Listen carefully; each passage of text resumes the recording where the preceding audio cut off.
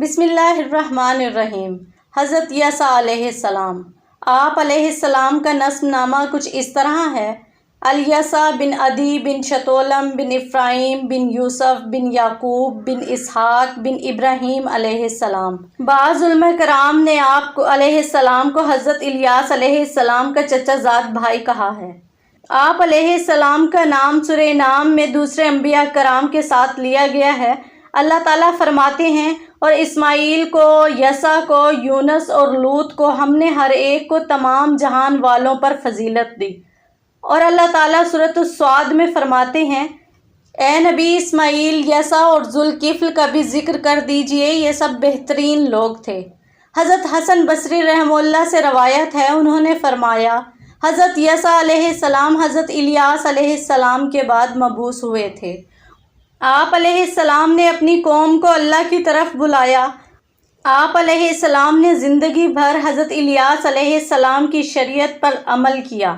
آپ علیہ السلام کی وفات کے بعد قوم میں برائیاں پھیل گئیں، بد کردار لوگوں کو اقتدار مل گیا، سرکش افراد کی تعداد میں اضافہ ہوتا گیا، جنہوں نے انبیاء کرام علیہ السلام کو شہید کیا، اور ان میں ایک سرکش اور باغی بادشاہ بھی تھا۔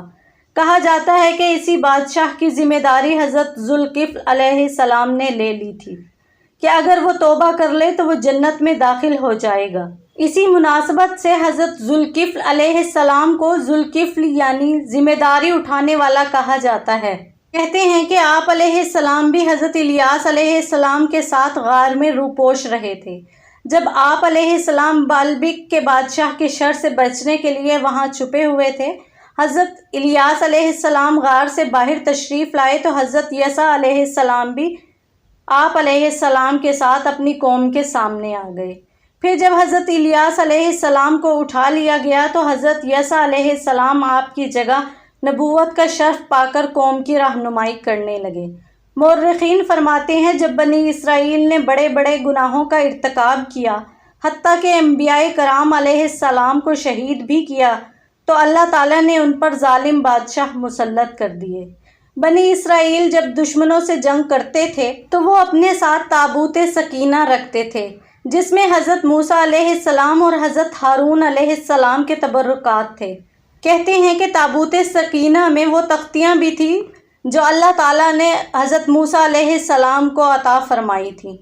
ان کی برکت سے فتح حاصل ہو جاتی تھی، پھر اللہ تعالیٰ نے ان کے جرائم کی وجہ سے دشمنوں کو ان پر مسلط کر دیا۔ غزوہ اور اسقلان کے باشندوں نے جنگ کے دوران ان سے تابوت سکینہ کو چھین لیا، اور ان کا بادشاہ اسی غم میں مر گیا، اور بنی اسرائیل بھیڑوں کے اس غلے کی طرح رہ گئے جس کا کوئی نگہبان نہ تھا۔ تب اللہ تعالیٰ نے حضرت شمویل علیہ السلام کو مبعوث فرمایا۔ آپ علیہ السلام نے قوم کے مطالبے پر ایک بادشاہ کا تقرر فرمایا۔ امام ابن جریر رحمہ اللہ کے قول کے مطابق حضرت یوشع بن نون علیہ السلام کی وفات سے حضرت شمویل علیہ السلام کی بعثت تک 460 سال کی مدت گزری ہے۔